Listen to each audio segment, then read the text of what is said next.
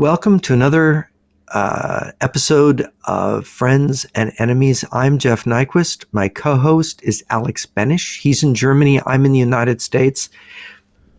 And I'd like to begin by reading from this book, which is Whittaker Chambers' Witness. It's maybe the great classic Whittaker Chambers of anti-communism. Whittaker Chambers was the one of the most talented writers in the 20th century in English for America. He tragically became a communist. He operated a communist spy ring. He serviced it until around 1938-39. He left. He went to the FBI. He left the communists. He fled. He went into hiding. He went to the FBI, and of course, the Roosevelt administration wouldn't listen to him. Oh, it's impossible. These people aren't Russian spies. This is nonsense. So it was dropped. But then after World War II, when people like Elizabeth Bentley, who also serviced these spy rings in Washington, came forward and testified, they were matching testimony. And someone in the FBI, of course, knew about this Chambers going to the FBI. So they called Chambers to the House Un-American Activities Committee, where he ended up accusing Alger Hiss, a prominent State Department official, of being a spy. And of course, the whole liberal establishment got behind Alger Hiss and accused Chambers of being a drunk, a homosexual, all kinds of things. They accused him, of course, of being a liar. And the Truman administration wanted the Justice Department to prosecute Alger Hiss. And this is how Richard Nixon got to be famous. He was on that House Un-American Activities Committee, and he was a Quaker. He was raised as a Quaker. And Whittaker Chambers, when he left communism, became a Quaker. And Nixon had a hunch. He just knew this guy was telling the truth. And so Nixon became famous, became a hero, because his career was threatened. They said, "You're done. You support this Whittaker Chambers, and you're done." And Nixon supported Whittaker Chambers, and it turned out Whittaker Chambers had hidden microfilm in a pumpkin patch, which had been given to him by Hiss to pass along to the communists, and he had kept it and hidden it, and so he had proof. Hiss testified before that he was not, that all this was wrong, and that he testified he didn't know Whittaker Chambers when he actually did. And he basically went to prison on, not on espionage charges, because espionage is very hard to prove. Yes. Whittaker Chambers went to prison, Alger Hiss went to prison on a perjury charge, which we need to make more of that, because there's so much free perjury, and there's such a selective prosecution of perjurers in front of these congressional committees and so on. But Whittaker Chambers wrote this book afterwards, explaining the Hiss case, explaining his journey through communism. And the book begins with "A Letter to My Children," which is very moving. It's an extremely moving book. I mean, he's a powerful writer. And he starts out, he talks about, the book is called Witness. He's a witness to communism. And here, this is maybe one of the most famous passages in the book. He's writing this letter to my children, explaining to his children why he did what he did, what communism is. And here he says, I do not know any way to explain why God's grace touches a man who seems unworthy of it. He's talking about himself. But neither do I know any other way to explain how a man like myself, tarnished by life, unprepossessing, not brave, could prevail so far against the powers of the world arrayed almost solidly against him, to destroy him and defeat his truth. I mean, the Truman administration wanted to put him in prison for telling the truth. I mean, only Richard Nixon was the narrow strand, and Nixon wasn't always the bravest guy. This is why Nixon became vice president, by the way. This is why Eisenhower invited him on the ticket, why he ultimately became president, ran for president, in 1960 and 1968. And so he goes on, in this sense, I am an involuntary witness to God's grace and to the fortifying power of faith. He says, it was my fate to be in turn a witness to each of the two great faiths of our time. My very dear children, nothing in all these pages will be written so much for you, though it is so unlike anything you would want to read. In nothing shall I be so much a witness. In no way am I so much called upon to fulfill my task as in trying to make clear to you the true nature of communism and the source of its power, which was the cause of my ordeal as a man and remains a historic ordeal of the world in the 20th century. For in this century, within the next decades, will be decided for generations whether all mankind is to become communist, whether the world is to become free, or whether in the struggle of civilization as we know it is to be completely destroyed or completely changed. It is our fate to live upon that turning point in history. And the world has reached that turning point by steep stages of a crisis mounting for generations. The turning point is the next to the last step. It was reached in blood, sweat, and tears, havoc, and death in World War II. The chief fruit of the First World War was the Russian Revolution and the rise of communism as a national power. The chief fruit of the Second World War was our arrival at the next to last step of the crisis with the rise of communism as a world power. History is likely to say that these were the only decisive results of the world wars. The last war simplified the balance of political forces in the world by reducing them to two. For the first time, it made the power of the communist sector of mankind roughly equal to the power of the free sector of mankind, embodied in the United States. It made the collision of these powers all but inevitable, for the world wars did not end the crisis. They raised its tensions to a new pitch. And he goes on to say, few men are so dull that they do not know that the crisis exists and that it threatens their lives at every point. It is popular to call it a social crisis. It is in fact a total crisis, religious, moral, intellectual, social, political, economic. It is popular to call it a crisis of the Western world. It is in fact a crisis of the whole world. Communism, which claims to be a solution of the crisis, is itself a symptom and an irritant of the crisis.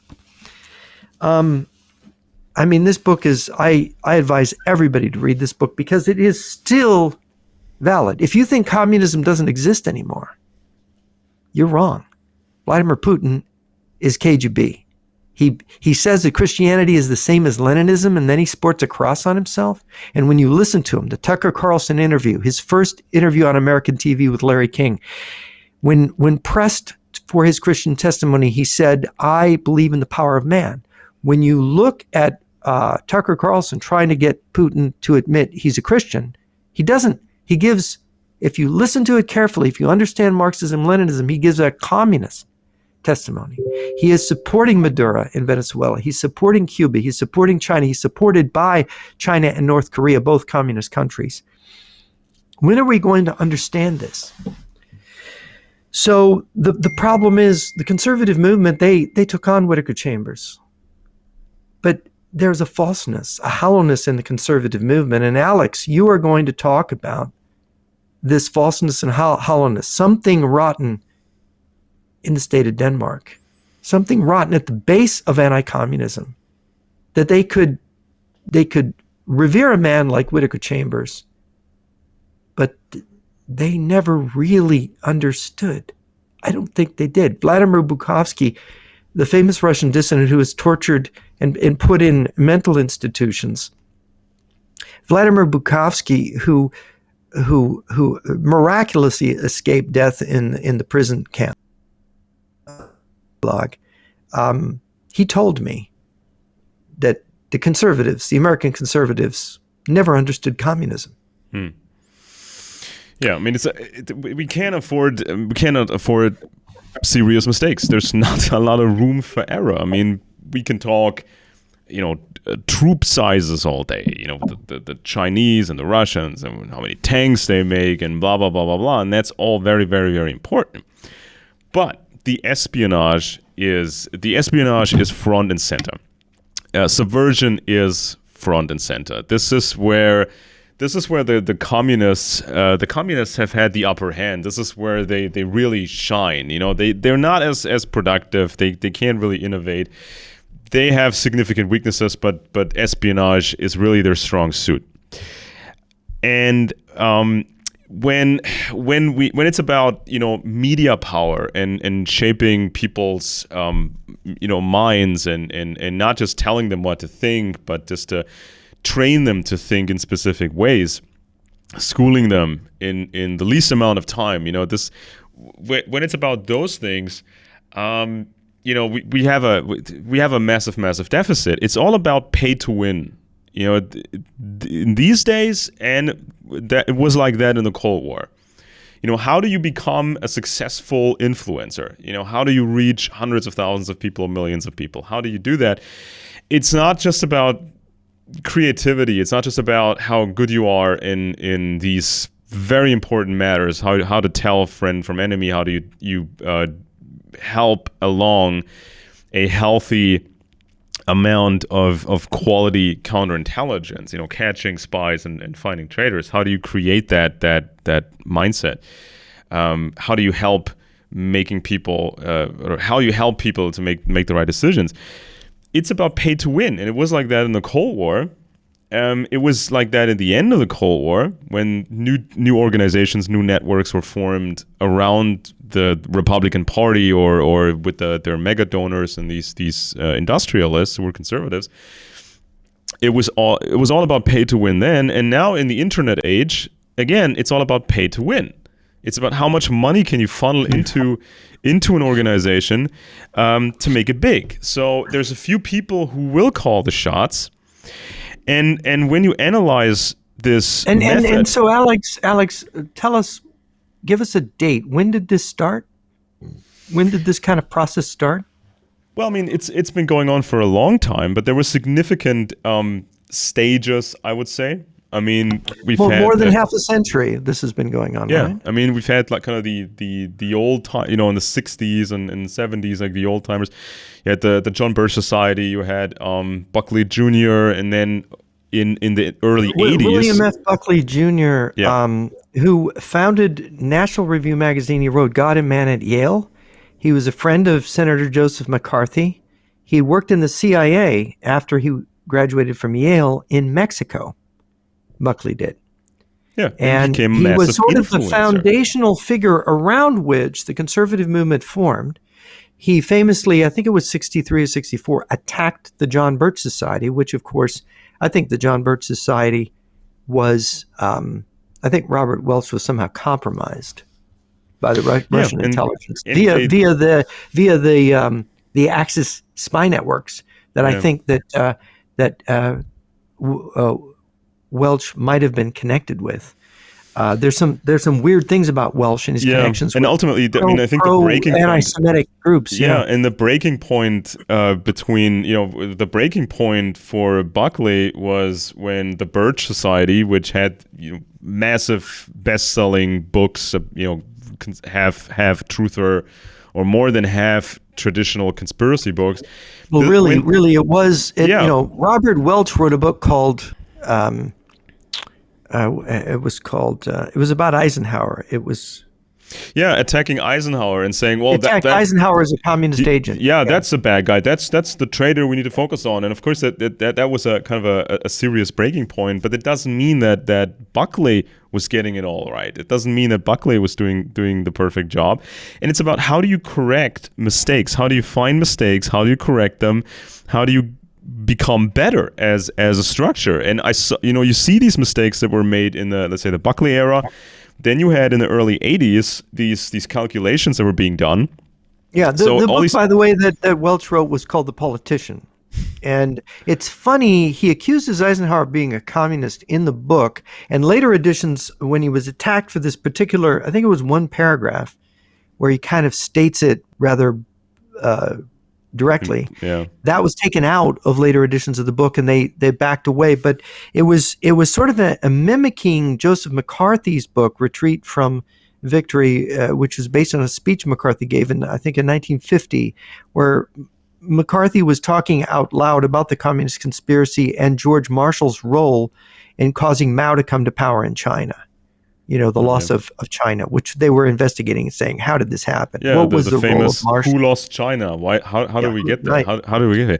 So then in the early 1980s, experts were doing these calculations for these Republican types, and the calculations said that over the next 50 years, as far as we can tell, the country will turn more to the left, and it's going to be too far to the left. We will not be able to fix this in 50 years, so we have to act now. So what did they do? They created a new shadowy organization, the CNP, the Council for National Policy, and they wanted. Now that was created in '81 at the beginning of the Reagan administration, right? And that came with a whole slew of new influencers, and they were upgrading existing influencers, and everybody was, the Christian broadcasting stations and the papers and the books and the pamphlets. So this became like a huge thing. But again, and there was something then called the moral majority, which was the Christian right mobilized to support Reagan. So massive media power, and it was hard for the left, of course, harder for the left to compete with that, but it was also very hard from a conservative standpoint, from a conservative perspective. It was very hard to compete with that machinery when you thought the machinery, the template, the method that they're using, there's mistakes in it. There's significant mistakes in it, and we need to do better. But you couldn't get through. You couldn't get through to a bigger audience because you're competing with this big machine. And so again, from the 80s onwards, height of the Cold War, one of the high points of the more tense stages of the Cold War, the message again was very simple. It's all about church and Jesus and family values and being conservative and the flag and all that. But again, they made mistakes. It was not a sophisticated message. They were not improving people's understanding of communism, and they were aiming at the audience, the American audience, just to kind of explain why they did this. And this is always a mistake. You know that the communists, they really concentrate on recruiting the most intelligent people. They're going after the elite. They're going after the brains. They're going after influencers who have a deeper thought process. They really do. And they treat you like gold when they're courting you. And I know because they courted me when I was in graduate school. And what I can tell you is that the conservatives don't do this unless they can make a superstar out of you, and unless they're sure that they can make money with it and draw funds from it. And they're not broadly supporting conservatives in a broad way. And by the way, there's certain things you can't say. They control the messaging, and it does have to be simple because they're trying to draw this thing started to occur where mass mailings, and conservatives know about this. You get all this stuff in the mail. My parents had this. They had I had to manage their mail when they were in advanced old age. It's like they're getting 10 pieces of mail a day from these organizations trying to get money from them. I mean, I'm exaggerating slightly, but it was like, what do I do with all this? And you're giving to this and that. And of course, Turning Point was one of the things they were giving money to. And I knew for years, I had seen these organizations for years, since the 80s. And I'm trying to think of the guy that sort of started this mass mailing thing, and finding out that conservatives would support these mass mailings. They would actually reply and send money, send checks in the mail. Richard Viguerie, I'm thinking, was he the one? There were a bunch of conservatives, and they found there was an untapped pool of money there. Now, how much money did they pocket, and how effective were they? My analysis about this, and I watched it in the 80s. I read National Review. I read American Spectator in the 80s. I was very much following the conservative movement, thinking, well, these people are onto it. Thank goodness they're there. But then I realized they were having almost no effect. They were deluding themselves, and they were deluding the people that were reading them. And how were they deluding? In the same way that the Russian dissident Vladimir Bukovsky told me they were deluding themselves, because they didn't really understand their enemy. They had a shortcut way of describing communism, and it was all wrong. It was almost the way of describing communism that a communist agent would want them to use. They described communism as an economic system, which it is not. That's a pretense. Not. Communism is not an economic system. There has never been a communist system on the planet. Read Ludwig von Mises. Communism, if it existed, would be in the Stone Age. They couldn't even operate the Chinese or Russian economies at all. They could operate no communist. There's no such thing as a communist economy except, hunter-gathering society, right? It just doesn't exist. And it's not even theoretically possible, as Ludwig von Mises showed in his book Socialism, which I think was written in the 1920s. And the communists all took note of that. So the idea and so people say, oh, Russia is not a communist country. China is not a communist country. It's like, no, you don't understand. The Communist Party runs China, runs the Soviet Union, runs Russia today through its KGB operatives, runs Venezuela, runs Cuba. It is a mercantilist economy. It is a completely different type of capitalism. State capitalism, as Lenin called it. Lenin retreated into state capitalism at the beginning of the Soviet regime. He said, "We don't know how to make a communist economy, so we have to retreat into state capitalism." It's like one big insane corporation that you have to work for. You can't change the place, or you can't change to opt out to work somewhere else. And this mega company is also controlling the police and the justice system. Yeah. Well, Trotsky famously said, "Nobody can oppose us because everybody works for us. They wouldn't have a job." Exactly. Right? So massive mistakes were made in the Buckley era, when they had this big reach. Massive mistakes were made in the CNP era, starting in the early 1980s. I mean, they literally helped the Soviet propaganda when Gorbachev went to his liberalization. Yep. They literally contributed to the misunderstandings. They completely failed. Believed communism was dead. Yeah, they completely failed after 1991. And nowadays, it's the same template, it's the same mega donors, it's the same structure that we're seeing. Now you have new influencers. You have the Tucker Carlson types. You have, even Charlie Kirk was attached to these kind of people in this kind of a template. Did they give him support? Did they support Charlie Kirk early in his career? How did he get to be so big? Was it just his talent and his brilliance? It's like he was recruited.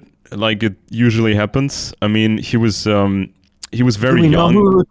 Do we know who recruited him? Pretty much. So at first, he was a Kirk. I mean, of course, it's never going to be a good time to criticize aspects of Kirk's work. But let's say, look, he was a brilliant guy. He was a good guy, and like so many conservatives, so many sweet people, they have misunderstood the enemy that's coming at them. They make mistakes. They misunderstood it. And tragically, he died without having fully understood it. Though I think he, of all people, might have been a guy who might have come around.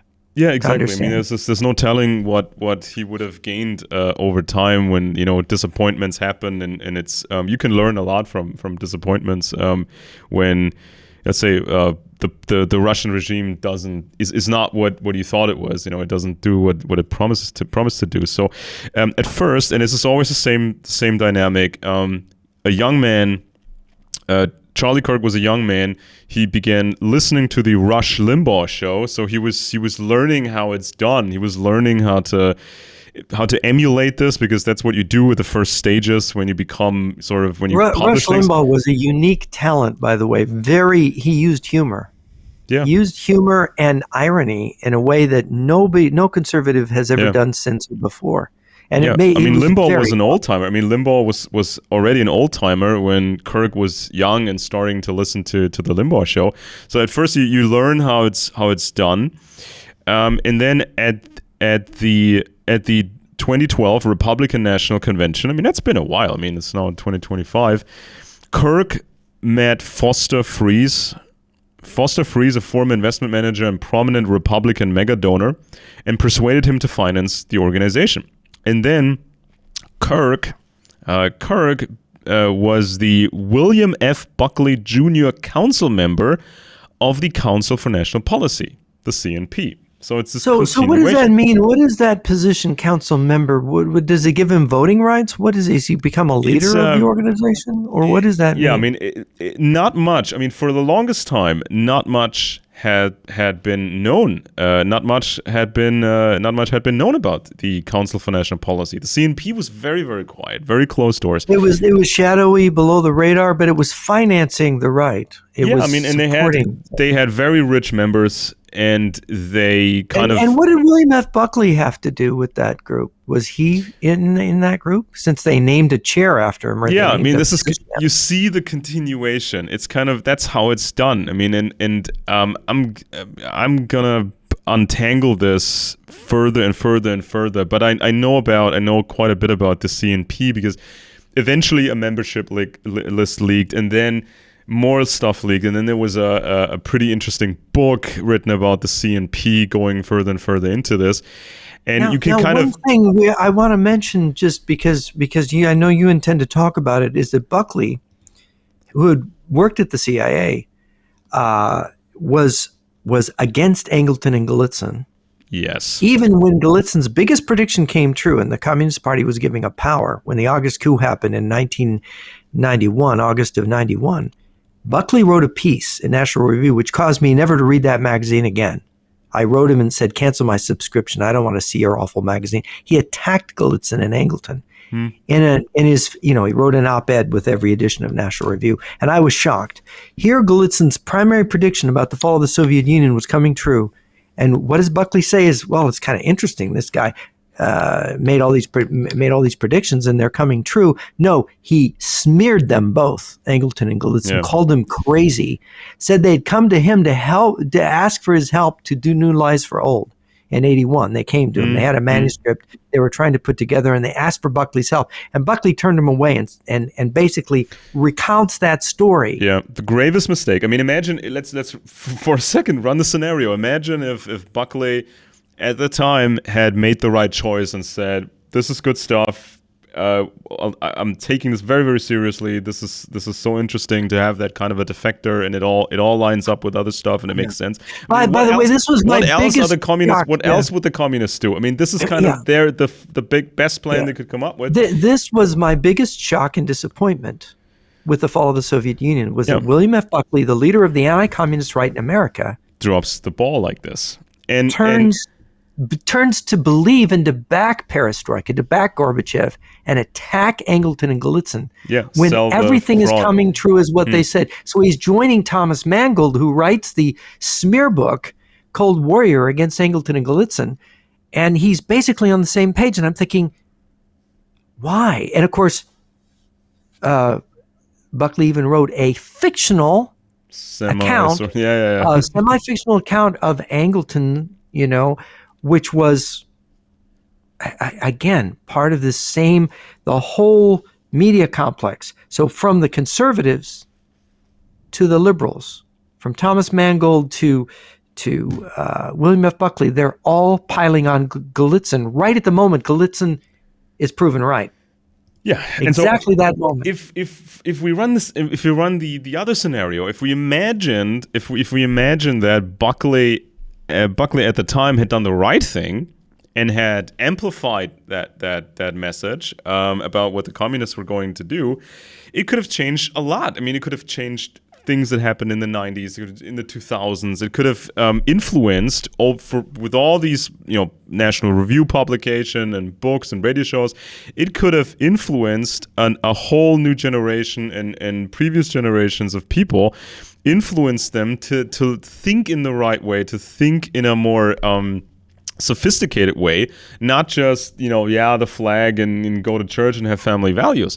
I mean, this was one of the biggest opportunities that was missed, and this sort of this sort of behavior was never corrected. I mean, it's one thing to make a huge mistake, and Buckley was, of course, not the only one that made that same bad choice, but then the same media template by Republican circles, the same template was used over and over again to this very day. People like Charlie Kirk, he's a member of the CNP, and his position is named after Buckley and everything.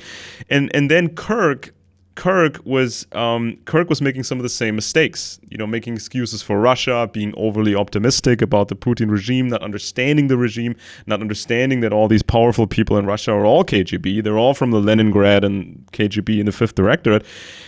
So same mistakes happen over and over and over again.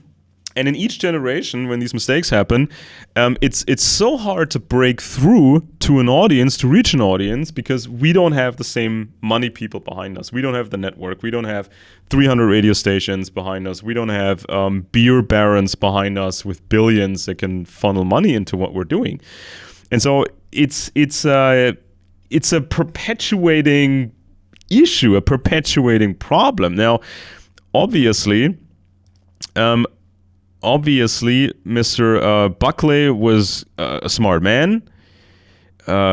He was getting some things correct. He was trying to define what is respectable conservatism, what is good conservatism, and what is craziness. So Buckley denounced the libertarian cult leader Ayn Rand, the semi-veiled traditional conspiracy lore of the John Birch Society, which was perpetuating the Rothschild fairy tales and all that. George Wallace, a bunch of racists, white supremacists, and anti-Semites. And within that framework, the Buckley rules stated that National Review will support the rightward most viable candidate for a given office. So it has to be the maximum right wing within that frame that Buckley had decided on. Unfortunately, that frame didn't include Angleton and others who were in a similar vein. Okay, and just look at the power that they had. Buckley was the chairman of Star Broadcasting Group, a company that owned radio and TV stations throughout the U.S. in which he owned a 20% stake. I don't own TV stations. I don't own radio stations. So this is kind of the problem we're dealing with here.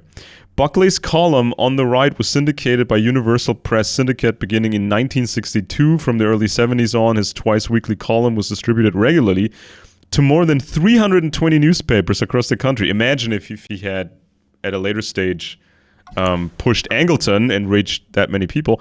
That's tens of millions of readers, by the way. When people were reading newspapers in the 60s, they really were. He authored 5,600 editions of the column, or probably had some co-authors, which totaled to over 4.5 million words. I mean, I recently did a breakdown. By the way, he didn't have co-authors with his column. He was had tremendous output. Buckley did, and his columns were they just came out. And one thing about his columns is, if you were a reader of them, they were a little incoherent. They were a little bit muddled. They were a bit arcane. And sometimes difficult to follow because he was producing such a mass. And so there was a obscurantism in it, which I could never quite understand. Like, what did he just write? What did I just read? You know? Yeah. I mean, he had some intelligence, significant intelligence background. He attended Yale University, graduated with honors in 1950. And then it says, during that time, he was an informer for the FBI. I'm going to look further into this. I mean, this sounds like a fairly recent claim, or maybe somebody actually found some documents. I will get to that. I will get further into that in the very near future, which wouldn't be surprising because the FBI was, domestic tasked with domestic counterintelligence. The CIA was a foreign intelligence service. And it's not, this is kind of like what you would expect from a person who has a career in intelligence, that he starts to look for threats, at a university. Afterwards, he worked at the Central Intelligence Agency for 2 years.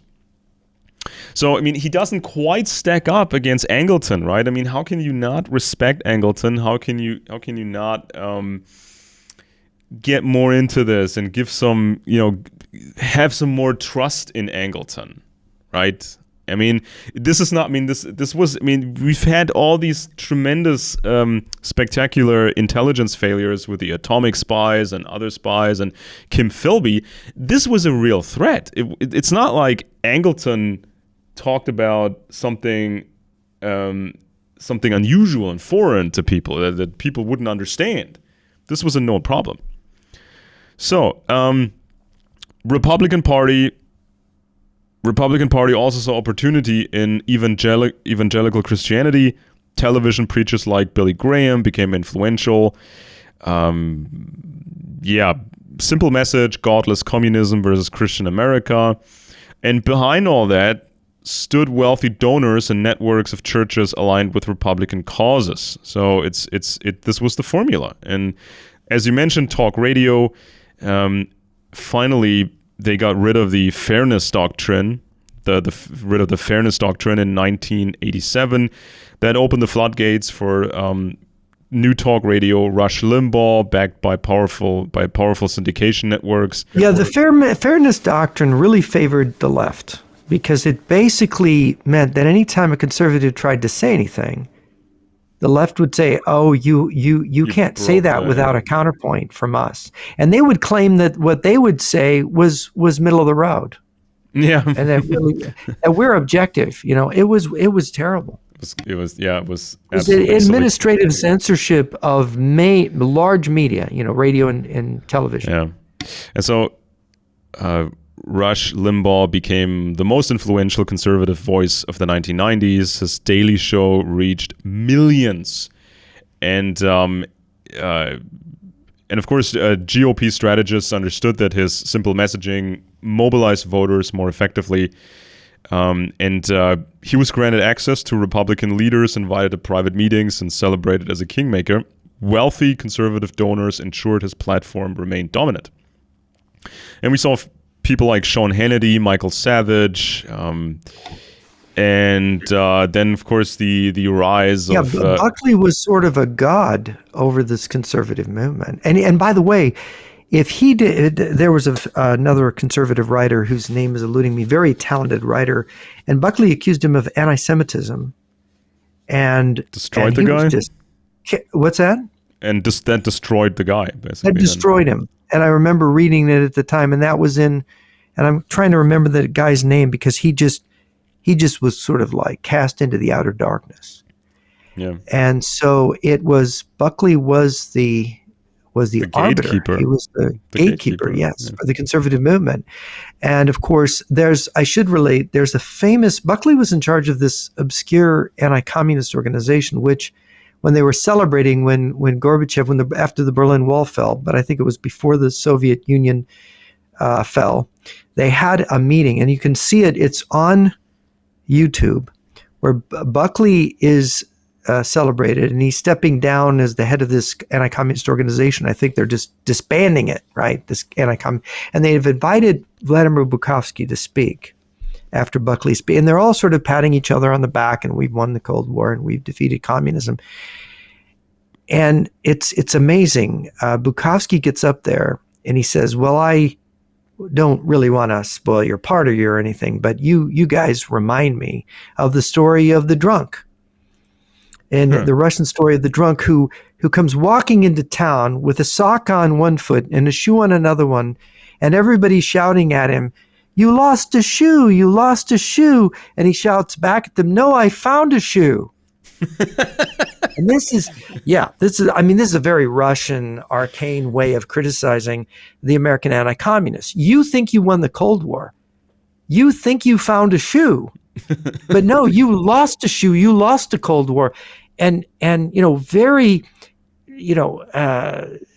Bukovsky, in his own brilliant, inimical way, is trying to tell them, no, you don't understand anything. And what he later said to me, and he wrote in what was a Judgment in Moscow, which was blockaded, which was stopped from being published for almost 2 decades here in the West, here in the United States. He basically said, all of those of us, legitimate defectors, we were blotted out when we said, you can't trust Gorbachev. This thing is rotten. This whole reform is rotten. We know it's rotten. They were blotted out. Oh, you're just prejudiced because they tortured you in prison. He says, no, you don't understand. You can't trust Gorbachev. And they were bringing forth all the dissidents that Bukovsky said, these are regime dissidents. This is the fake controlled dissident movement. And they wouldn't listen to him. It's conspiracy theory. Yeah, right? and so the pattern repeats and repeats over and over again. Rupert Murdoch founded Fox News in 1996 with Roger Ailes. Hosts like Bill O'Reilly, Glenn Beck, later Tucker Carlson built loyal followings, and so And all these people missed the boat on the fall of the Soviet Union. Yeah, I mean, there was some little things here and there. I mean, a couple of years ago, I saw a decent piece from Glenn Beck on Alexander Dugin. This was well researched. This was when Glenn Beck had his own thing, his own organization. And it's not every dollar that they get is from mega donors. They also sell subscriptions. They also make money by themselves. So it's not just like Glenn Beck was quite a phenomenon at Fox, and until he was kind of not welcomed. He was going in the anti-communist direction, but of course, even he got misdirected and sent down blind alleys and rabbit holes. He didn't quite understand it. But when they would get close to this, they wouldn't. And where they wanted them to go is they wanted them to go in the conspiracy direction. They wanted them to go in the anti-Semitic direction. They wanted them to go into the dark Enlightenment direction. And of course, to ultimately embrace things like Dugin's Eurasianism, and to embrace Putin as a Christian. This is what they ultimately wanted the right to do. And they've guided, I wasn't sure they could do it. But they have done so much more than I could have expected. I saw it coming and I thought, wow, can they really do this? And there's always new guys and new guys. I mean, Bill O'Reilly at some point, I think I don't remember when he retired. I don't know how successful he didn't retire. He was sort of kicked off and replaced with Laura Ingraham because of the sex. He couldn't keep his hands to himself, or he was hitting on the girls or whatever. The Glenn Beck organization, when he had his own shop, I mean, they had some internal problems later on, if I remember correctly, but still a huge audience. Tucker Carlson stayed for a long time at Fox News. It was also some shenanigans, behind the scenes and internal problems, and they were saying one thing on air, but they were saying something very, very different behind the scenes and complaining, why do we have to say this? This is ridiculous. And the message sort of was, if you say this, that, and the other, we lose tens of thousands of subscribers to the digital Fox News platform. So we're not going to do that. So all kinds of problems there. Carlson, of course, we know about the further trajectory of Tucker Carlson. We've talked about that. Then we had the Tea Party phenomenon, 2009, 2010. This sort of started out as an internet thing, crowdfunded. People went out there. It seemed kind of new-ish and is kind of interesting. But then came the established network, wealthy backers like the Koch brothers, Koch Industries. And the old who turned out the Koch brothers ended up being very close to the Soviet Union. Yeah, and really believing in backing Gorbachev. Yeah. And the old Koch, I mean, the father of the two famous brothers, I think it was, he built the oil industry of the Soviet Union. Even though he built himself as an anti-communist, he kind of sold them the technology to make. And they were behind libertarianism. Quite libertarian, and by the way, we pronounce it in America Koch brothers. I never understood why. It sounds like Coca-Cola, but that's the way. It's like I can't bring myself to say But it's Coke. a German name, and it's supposed to be pronounced. It's like Americans. It's like Americans say Heckler and Coke. And Coke for the gun manufacturer. They say it's Vogelin rather than Berglin. Yeah, it's very strange. When it's Heckler and Koch, and it's from pretty close to where I am right now. It's the Koch brothers or Koch Industries, and then of course the same thing happened to the Tea Party movement that happened to everything else. Always the same template. Established people get in there. Then the truthers were complaining. I mean, initially, I think Alex Jones was initially happy about the Tea Party movement, and then it wasn't truther-ish enough, conspiracy enough, two main lines. So then he criticized it, but that's just how it goes. then social media, the age of social media, when this became a huge thing, new influencers. During the Obama era, social media became a huge driving factor. You saw new influencers coming up. And then, of course, first Trump administration, huge influence of social media, new people all the time. And so then at some point, Charlie Kirk came along, textbook example. At a young age, he got the donors, he got into the network, he founded Turning Point USA, an organization that received immediate backing from wealthy conservative donors, including the Koch network. TPUSA positioned itself on college campuses using memes, viral videos, and high-profile conferences to shape young conservatives. And it's like, yeah, I mean, Kirk had his own style, but of course you see the influences that he had absorbed. And Kirk was invited to closed-door donor retreats, given platforms at conservative conferences connected to Republican politicians. So he was part of a machinery. With that comes comes a certain amount of control. You have elite sponsorship. And the audience gets excited by the size and the success, because size means power, right? I mean, I've seen that so many times when people say to me, why should I listen to you when these other guys, they seem so huge and successful, and you don't have that kind of money, you don't have that kind of reach, why should I listen to you? So it's just that baseline human behavior. We want to belong to the group, we want to belong to a strong team, and we want to defeat the other team or overpower the other team. And this is sort of the draw that it then has. But the message becomes simple. I mean, I was not a big follower of Charlie Kirk. I mean, he talked about all kinds of things, and I don't remember anything that was pure Kirk. And that's kind of something that I can say about almost all influencers out there, the bigger ones. I never see something that's purely this guy or purely that other guy. It's always something that I've heard before a lot of times. And so, somebody is paying for that. Somebody was funding that, and those people are the gatekeepers. They're like the modern day Buckleys, and they say this goes and that doesn't go. So that they decide what's in and what's out. Very much so, and it's interesting how when you have ideology and you have groups, it goes to common denominators, and you really don't have free inquiry, you don't have open discussion, you have a kind of a sermonizing, where these are the themes that are acceptable, this is what you're allowed to say. And it's very curious the way in which, they use Whittaker Chambers. I mean, William F. Buckley was a climber. And what he did is he got close to Whittaker Chambers. He got close to Senator Joseph McCarthy, who he wrote McCarthy and His Enemies, and he seemed to defend McCarthy, but later wrote a book on McCarthy, and it sort of depicted him as not so flattering depiction, right?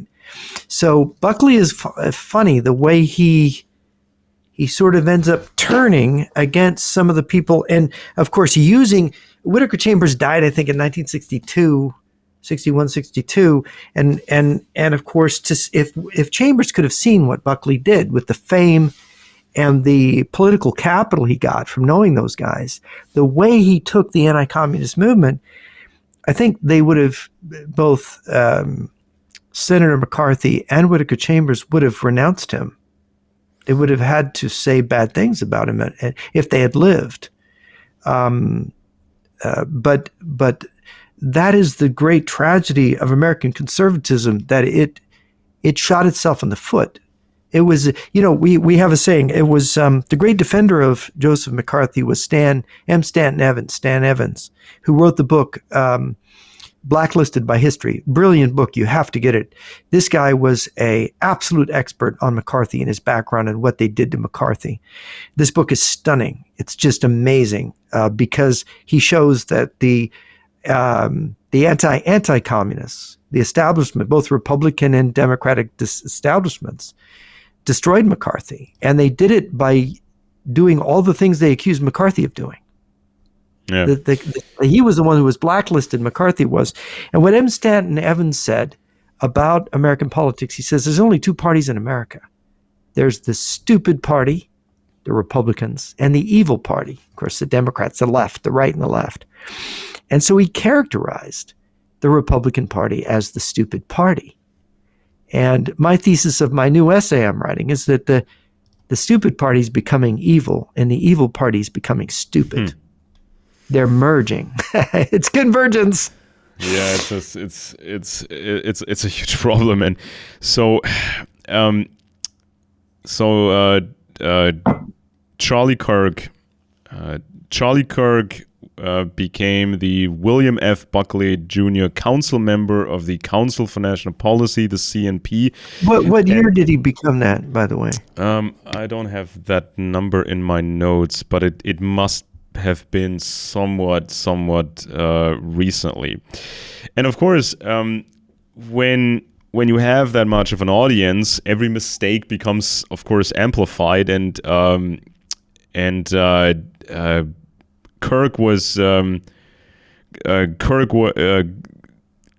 Kirk said some false things about Ukraine, and he said false things about Russia, and he always sounded the same. And this is kind of what people have to remember about all these influencers. They sound exactly the same when they say something that's accurate, and when they say something that's half accurate, and when they say something that's wrong. You can't go by the way they sound. And you cannot think that somebody gets it always right. You cannot just assume, okay, I agree with him on A, B, C, and D, so the other things must be correct too. That's not necessarily how it works. So people have so here's an example. In 2023, the Center for Countering Disinformation reported that Kirk called for an end to the provision of American financial aid to Ukraine, criticized the activities of Ukrainian President Volodymyr Zelensky. Kirk called Zelensky a fraud and a puppet. Charlie Kirk simply called the war a border conflict at the beginning. All these things, and it's not. I mean, Kirk was not the only one that. And why said this. do you think? How do you think he was influenced to those opinions? I think because I think Kirk believed himself to be among all these other capable people. He thought he belonged to a very sophisticated network. He was in the footsteps of these old-timers who he thought were super sophisticated and got all these things right. And if you're in that environment and enough people within that environment say these things about Russia and Ukraine, eventually these things seem self-evident. And it's not like... By the way, I think that Buckley would have taken the same position. And the John Birch Society basically is against Ukraine and supporting Russia, I believe. Maybe not everybody over there, but I think that's the general take. Yeah, so it's a massive issue. And when you look at this Council for National Policy that Kirk was attached to, and all these other people were attached to, and that this is kind of a very big deal. There's some significant problems, and I think these problems include a vulnerability to Russian subversion, a vulnerability to Russian espionage, concrete espionage. So the CNP, Council for National Policy, they always wanted to be very quiet. Nobody was supposed to know that it existed. Nobody wanted to talk about it. If somebody who was a member, if somebody was asked about it, they would give like a non-answer. They would say, it's this kind of thing. It's not important. I think I'm still a member. I haven't been active. It's just one of those things, not nothing to see here. And just focus on something else. I mean, there were instances where I think Alex Jones he had some guests on that had a relationship with the CNP. And then so Alex was pushed by his audience, what about the CNP? Talk about the CNP and ask some of your guests about the CNP. So at one time or another he did, and he got this non-answer. it's not a thing. It's not really important. It's not a thing. You know what's interesting is that if I'm a Russian intelligence chief directing infiltration of the American right, it is mandatory. That is the key of their strategy is when an anti-communist, potentially anti-communist or conservative, or even leftist organization that could challenge them or disagree with them appears, it is absolutely essential that they infiltrate it immediately, that they get people inside of it immediately, because they need to have hands-on. They need to know what they're going to do so they can sabotage anything that might interfere with Moscow's plans, and also to potentially take it over and use it for their own purpose. Because it's and espionage. This is what they've done on the left and the right. Russian espionage is like a disease. I mean, controlled opposition. Yeah, so people get diseased, and then they get into a new organization, and then they disease this organization even more, and they get more disease into that organization. It's horrible. So it's a problem if this organization that has such amounts of money and such influence, with all these members, it's a problem when it's so much in the shadows that there's no way of, nobody's really looking under the hood, nobody's really checking, is everything okay with this organization, do we have an espionage problem? And they act as the gatekeepers. They act as the gatekeeper for the message. This is going to be the message. And we say what doesn't go. We don't like that Angleton stuff. We don't like we don't like Jeff Nyquist. We don't like this, that, and the other. Oh, they never touched me with a 10-foot pole. Those people. Yeah. So look, when I would write 25 years ago when I wrote the Heritage Foundation and said, I'm really concerned about this Galitzin stuff, and people are looking away from this, and there's this smearing of these guys. Will you look at this? They wouldn't respond to me. Yeah. They wouldn't write. Yeah. They wouldn't reply to me. It's the thing that shall not be named. It's the thing that we don't talk about. Yeah. So the CNP, the CNP was created in, as far as we can tell, in 1981.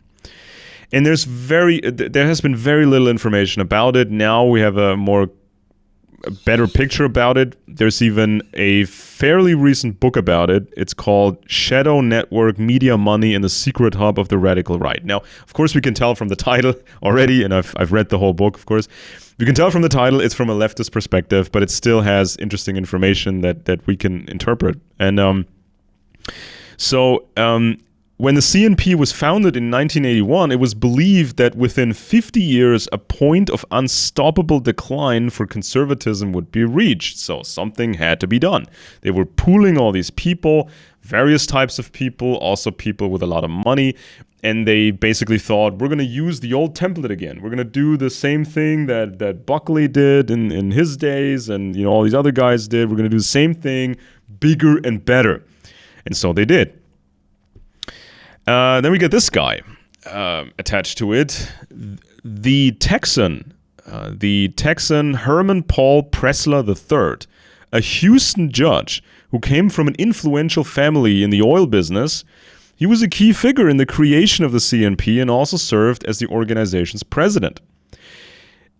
In 2018, not too long ago, in 2018, the Houston Chronicle newspaper reported that several men had been raped by him decades earlier when he was a young priest. Page Patterson. Now this is is he the first president of this organization or the second one? He was a creator. He was one of the. He was one of the creators, and he's the president of the organization.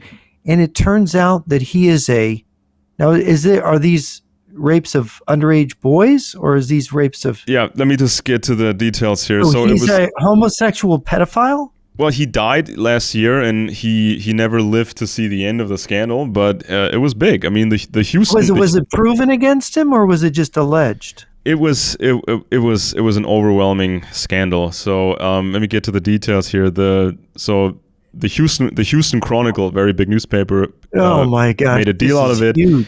Oh. And so people can find all sorts of information. I mean, it's in the book that I mentioned. It's in the news articles. So here's a new one. This is one of the newest articles about this, because he died last year. It says the Texas judge behind the political strategy for the conservative resurgence. It's always about, the new movement. We're going to make the young people conservative again. We're all about credibility. The Texas judge molested and assaulted teenage boys, according to allegations 8 men made in court. 8 men? 8 witnesses? And these men were victims? Allegedly. Yeah, that's kind of it became bigger and bigger and bigger. Oh, this sounds like, now, where do we get this?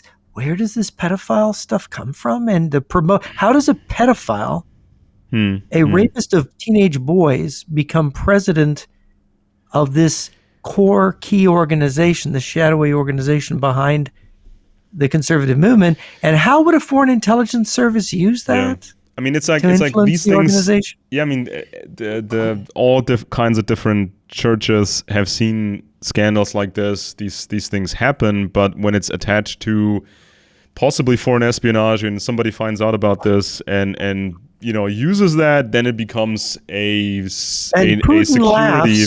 A few years ago and says, the West, they're under control of pedophiles, are ruling the West. Right. So then it becomes a security or national security issue when this sort of thing happens. So it says here, in private, in a sauna at a Houston country club in the late 1970s, Pressler touched a young man's genitals, according to sworn testimony, and this went on and on and on.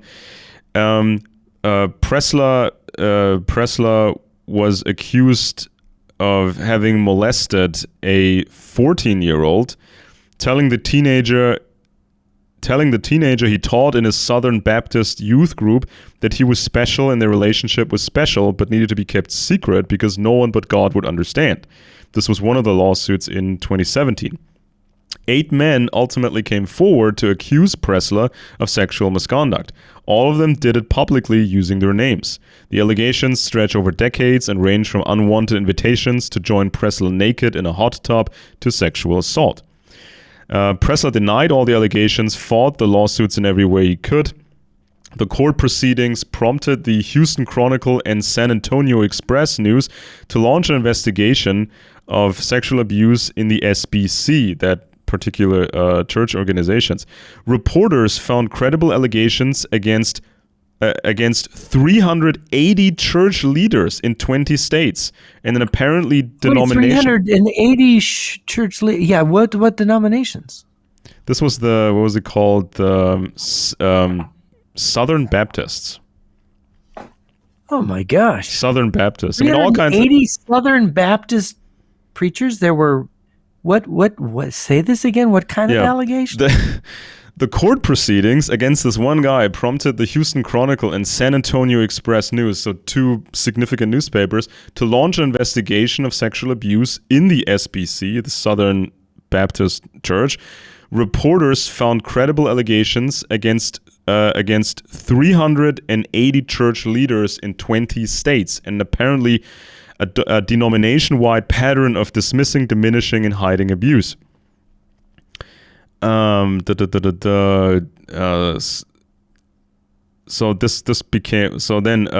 Pressler died on June 7th at the age of 94. Blah blah blah. Yeah, and then they talk about some of his background here. This echoes the Franklin cover-up in Nebraska, where conservatives were being infiltrated by pedophile networks. It's pretty dark, and of course then the original founding members of the CNP, the initial team, they had people like the priest Jerry Falwell, Paul Weyrich. Not a priest, by the way, a pastor. He was Protestant, Jerry Falwell. Pastor. So then they had they got money from the beer baron Joseph Coors, and this became the network. Other CNP founding members included the preacher Tim LaHaye, the oil entrepreneur Nelson Bunker Hunt, who was a sponsor of the John Birch Society, and Joseph Coors. The CNP was able to crank out best-selling books like LaHaye's Left Behind series of novels, which had sold more than 60 million copies. So this is the kind of power that they had.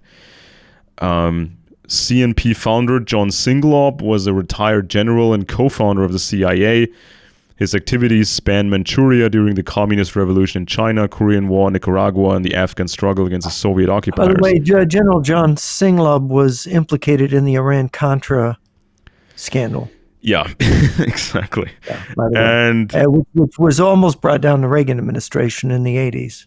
And he was also involved with the United States Council for World Freedom, the U.S. branch of the World Anti-Communist League, WACL. The WACL was described in different ways. Some were very critical about it. And wait a minute. The general, what was the general's name again? Maybe I made a mistake here. John Singlaub. He was. Oh no, I'm sorry. I'm thinking of somebody else. No, Singlaub was not involved in Iran-Contra. Sorry. Oh well, it says here. Maybe. Wait a minute. I'm so trying John to remember. Singlaub. So it says. Yeah, no, he was. Yeah. John Singlaub was involved with the WACL, and that chapter was involved in the Iran-Contra affair. The WACL was.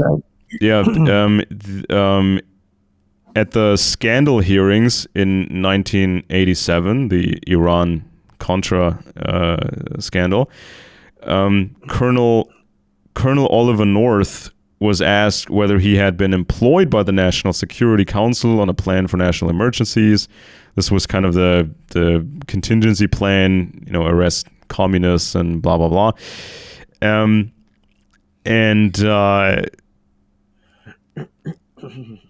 And then, of course, the CNP was also into classic conspiracy stuff. Okay, so there was a overlap. Now this is really interesting. That this group that also is connected to Buckley or uses Buckley's name. Well, what was Buckley's connection to it? Was Buckley connected to it? Do we know? The CNP? Yeah. Yeah, I guess there must have been a more direct connection. I mean, why else would they use his name? And because Buckley was kind of against the conspiracy stuff, but but the CNP was overlapping. The CNP was overlapping with the Birch Society. They were manipulating the conspiracy stuff, and also one of the powerful people at the CNP. Maybe I have that in my. It's somewhere in my notes here. So. There was this one guy who from the CNP. Here it is. Here, this was even the guy I mentioned. Here, the CNP's Tim LaHaye. Tim LaHaye played an important role in helping religious groups support George W. Bush for the presidency in 2000. At the same time, conspiracy buffs were adamant that Bush was part of the Illuminati conspiracy and wanted to usher in the New World Order. LaHaye said, quote, I myself have been studying for 45 years the satanically inspired, centuries-old conspiracy to use government, education, and the media to destroy every trace of Christianity in our society and establish a New World Order. He said that he had read at least 50 books about the Illuminati, which means he read over 50 run-of-the-mill conspiracy books, probably most of them from the Birch Society and the CNP environment, and so this and so then here's another connection. The CNP directory includes representatives from 14 different conservative media outlets, including the opinion editor of the Washington Times a couple of years ago, the editor of the Daily Caller website, the editor-in-chief of CNS News, Thomas Lifson, publisher of American Thinker, the In Memoriam section of the 2014 directory of the CNP features W. Cleon Skousen, a longtime John Birch Society speaker. Skousen wrote a hugely popular book called The Naked Capitalist. Others on the list include Larry McDonald, a congressman and second president of the John Birch Society. CNP's W. Cleon Skousen was field director of the American Security Council and an administrative officer at the FBI.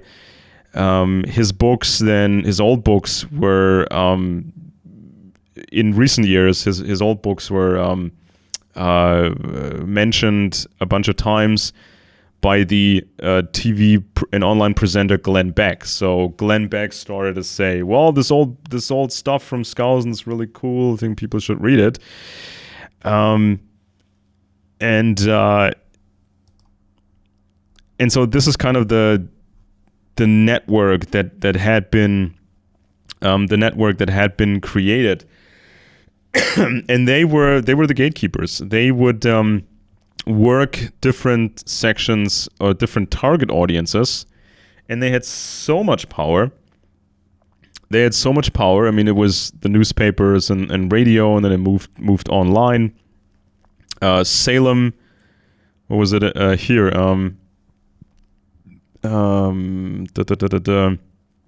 Salem Media Group, the Bott Radio Network, and American Family Radio either bought entire radio stations or rented airtime. The IRS granted tax-exempt status to the Family Research Council and American Family Radio. So very simple content, Christian values, faith, patriotism. The Bott Network and American Family Radio also made profits from nutritional supplements, like Alex Jones then did. And the CNP circles recruited new talents like Mike Pence, who had long worked as a show host. The CNP leadership set the agenda, the donors provided the money, officials coordinated, and the media people propagated. So this was kind of the system. But it was still kind of, the message was still, not at that time, years ago, or 20 years ago, the message was not clicking enough with the young people. So that's when first Trump administration, you saw new influencers coming up, and suddenly these influencers were, the conservative influencers were becoming more funny. They were becoming heroes of young people, like Kirk and others. And so that's when the machinery had its next iteration, its next generation. And it's always the same. Here's another example, fairly current. I think people will agree on that aspect. This is about Candace Owens. Now, Candace Owens has become very powerful, and she is married to a very rich man with a super powerful father. This is about George Farmer. George Farmer, husband of Candace Owens. So George Farmer is the son of Michael Farmer, a baron. Baron Farmer, wealthy British businessman and peer in the House of Lords. His father's involvement in metals trading and hedge funds via the Red Kite Group gives a base of inherited wealth and elite networks. Mr. Farmer, so the younger Farmer, studied theology at the University of Oxford. He then attended... This is George that attended the theology school? George Farmer, yeah. And the father's Mike Farmer, the baron. The father's the baron, who's a peer and who's a hedge fund guy. Wow, so married the son of a British peer? Yeah. So then, wow, I didn't know that. So the younger Farmer, after his elite universities, or during university, he was a member of the Bullingdon Club while at Oxford. This is kind of the most elite place you can be at Oxford, the Bullingdon Club. This is where you rub shoulders with, royalty and hedge fund kids and all that kind of crowd. And Farmer was the former chairman of Turning Point UK, which gives him influence in UK conservative youth politics. Again, same template over and over again. Became CEO of Parler, social media platform, conservative one.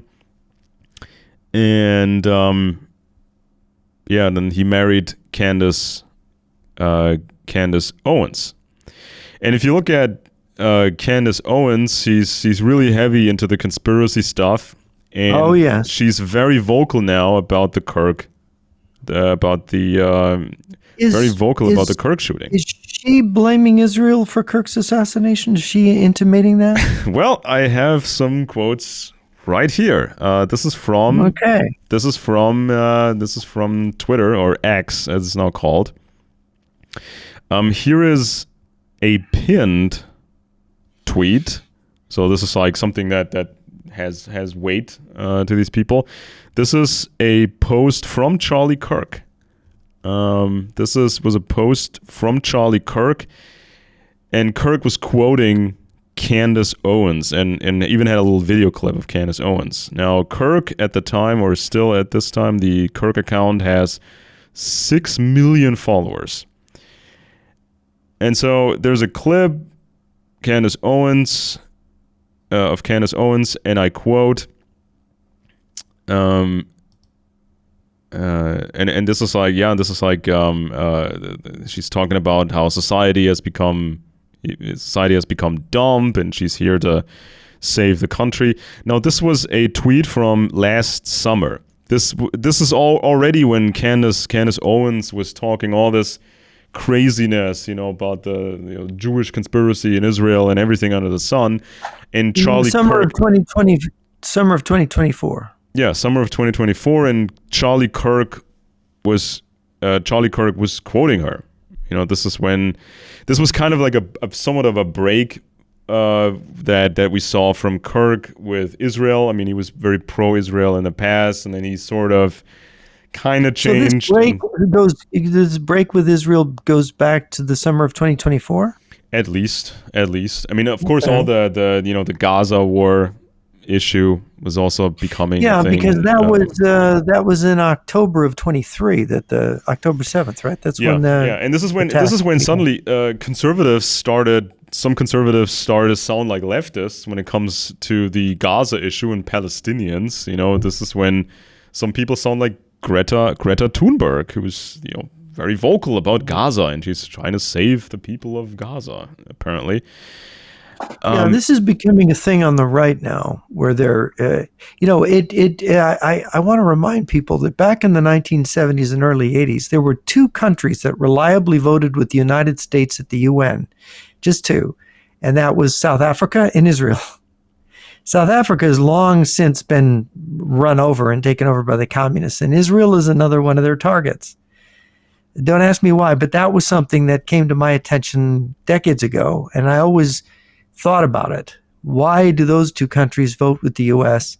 And even our allies in Europe don't vote with us in the UN as consistently as South Africa and Israel did. So Candace Owens married into that powerful dynasty. She has Turning Point UK. Is that what it's called? Her husband George. Turning Point. I mean, it's the same name as Kirk's organization here in the U.S., Turning Point USA, and then there's Turning Point UK. And Candace Owens' husband is he is the British. Yeah, it's the same thing. More version or less, of what Charlie Kirk was, right? It's the same thing, more or less. And she has. It's the same thing. She's even bigger on X than Kirk was. She has at this point 7.2 million followers. And she is just hammering the audience. She is. I've watched some of her stuff, and it's very conspiratory kind of. I mean, would you say she's a truther, or what? How would you categorize her? Yeah. I mean, she's like in that. She's in that kind of mold. She's saying things that the truthers like, and it's so strange to see that. She can become bigger on X. She became, I think, bigger on X than Alex Jones. I mean, they create these celebrities because she's young. She popped up. She was kind of active she's been active for a while, but then suddenly, boom, she's everywhere. Now, how close was she to Charlie Kirk? I mean, if her husband's doing the same thing in the UK, how close were they, or did they break? Well, did they break up? Or are they not? Did they not become friends? Did they disagree? What's the story? Well, her father-in-law, he made some very definitive statements and saying, I'm totally against anti-Semitism. Just to be very clear, I'm even in organizations that include Jewish people, and so he distanced himself distance himself from any from his daughter-in-law. Not directly, but kind of, or just the views that Candace Owens has. And but Candace Owens denies being an anti-Semite, doesn't she? I mean, look here. She says, "Look, I'm not an anti-Semite." She says, "I've heard her say things like, just because you criticize Israel doesn't mean you're an anti-Semite." Right? She says so many things. Charlie Kirk has said the same thing, right? This is a tweet from yesterday from Candace Owens, and it says, "I knew Bibi was lying about the letter in May because Charlie would message me his concerns about Israel and send me his tweets he published to that effect. Like I said, we never for a single second stopped being friends, and pursuing this lie will only further embarrass Zionists." And she was commenting on something that somebody else had wrote. So some kind of relationship between Candace Owens and Kirk. Then here's a tweet. When I watched some of the Kirk statements about Israel that people are making a big deal about, when you really watch it, he's not saying anything anti-Semitic, really. He's saying, I support Israel, and I understand how they want revenge for what happened on October 7th. Yeah, here's the interpretation of Candace. It is ruthless to go after the people in Gaza. I mean, this is all he said. Here is the interpretation by Candace Owens. This is another tweet from yesterday. And Candace Owens said this, Charlie was falling out of love with Israel. Charlie was falling out of love with Israel because they were controlling who he could invite to his conferences, as they did with me at AmFest, and therefore running afoul of his free speech values. Zionist donors were threatening him over Tucker, me, Matt Gaetz, and others. So, Ola, does she think the Israelis killed Charlie Kirk, maybe? I don't know. Well, this is what's being promoted by certain groups on the internet, especially when they're analyzing, the claim that there must have been a Mossad sniper and that this guy's a patsy, the same sort of thing as they put up for Lee Harvey Oswald. But Charlie Kirk's relationship with Israel, look, from what I have watched since Charlie Kirk's death, is that he was a strong defender of Israel. And he often engaged with Israeli audience, emphasizes Israel's role in his faith and his values. So I think there might be a mischaracterization of some of Kirk's statements, and I think his personal bond with Israel was genuine, and he consistently rejected claims that he was hostile to Israel.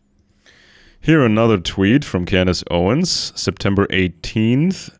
It says, unbelievably, we've just received a clear image, Tyler Robinson, from the day of the shooting. Why didn't the feds release a clearer image if it was available? The locals have a theory, and it's stunning. And then she quotes a YouTube video.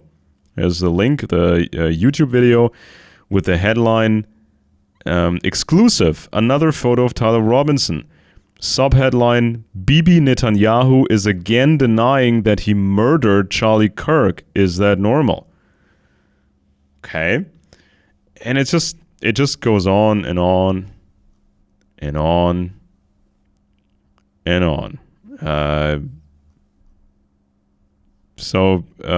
there's this thing called civil war, and I've mentioned Colonel Igor Panarin of the KGB, who for 35 years has got the assignment in the old Soviet Union to analyze the potential for civil war in the United States.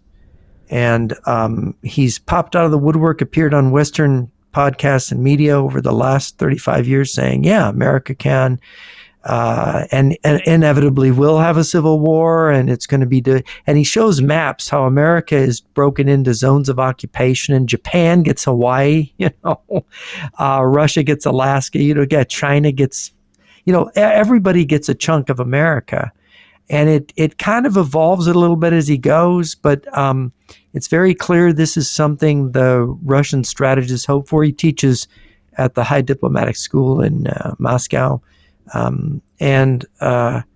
You see some similar kind of things out of China that they're watching this too. I think Mr. Wang of Luda Media talked about deploying teams here to cause assassinations and violence that Americans would blame on Americans.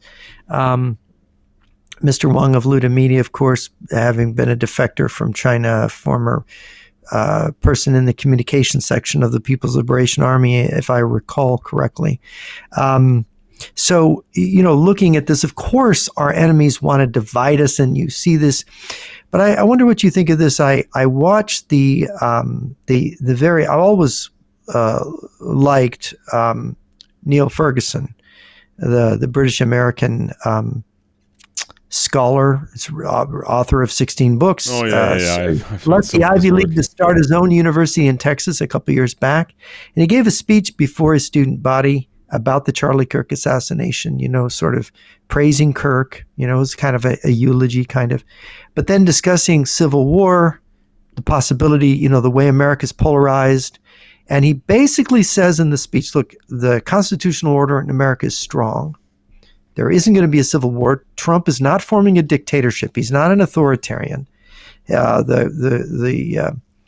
The Supreme Court and the Congress, as a check and balance on him, is powerful, and he just doesn't see that there's this polarization is going to lead there. And I wonder what your thought is. My one thought is, after seeing it, and I have the greatest respect for Neil Ferguson, the thing that really got me was that he talked about the claim from the left that Trump is trying to be a dictator and very expertly debunking it. But he never mentions the idea that the left is trying to limit our freedom, censor us, and form a dictatorship when it gets an opening to do so. And I feel this getting the right to support Russia and dump Ukraine and get out of NATO is a way for the left to come to power and put them all on trial for treason. Because the left is suddenly going against Russia, and I don't believe it for a minute. This is like a scissors strategy. This is a game, and it's a game to create, I think you got an economic crisis and a military crisis and a financial crisis that could cause the end of the constitutional order. And the thing that worries me is that I've watched the left. I've been shoulder to shoulder. I've been forced in graduate school to interact with the left at close quarters, and they do not respect the Constitution. I am sickened by these leftist professors coming on and talking about the Federalist Papers and how much they revere the Founding Fathers. I know for a fact they don't. On the bicentennial of the Constitution 37 years ago, no graduate student, people my age who'd be senior professors now, and no professors would be involved with, they had a class at UC Irvine on the Constitution in 1988. I think it was the winter quarter. And it was open to seniors, and it was open in the social science department. It was open to, graduate students. It was an elite class taught by two professors, one of them, one of the last remaining conservatives there. And I took the course, and I was shocked. Here's the bicentennial year. Here's a chance to study the Constitution at the graduate level with some people. And all of a sudden, there's only 2 students sign up. By the way, the only senior to sign up for the course was my brother.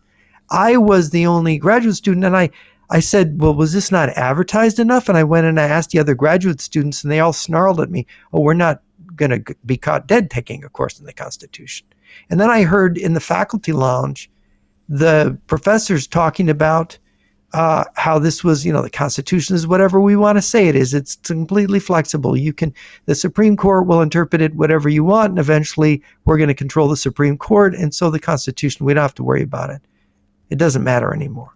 And it's like, these conservatives, I was fascinated in a very, very negative way very fascinated by these historical parallels that were drawn by Alex Jones, when he compares something from the past with what he thinks may or may not happen in the near future. So let's imagine in the very near future, a traditional communist terror strategy. Something that we've seen over and over again in the world. We Germans, we've had this the RAF phenomenon when they started to assassinate people, even going after media people and media companies and politicians and everything. Just killing, kidnapping, hijacking airplanes, and just everything under the sun, bombings, you name it.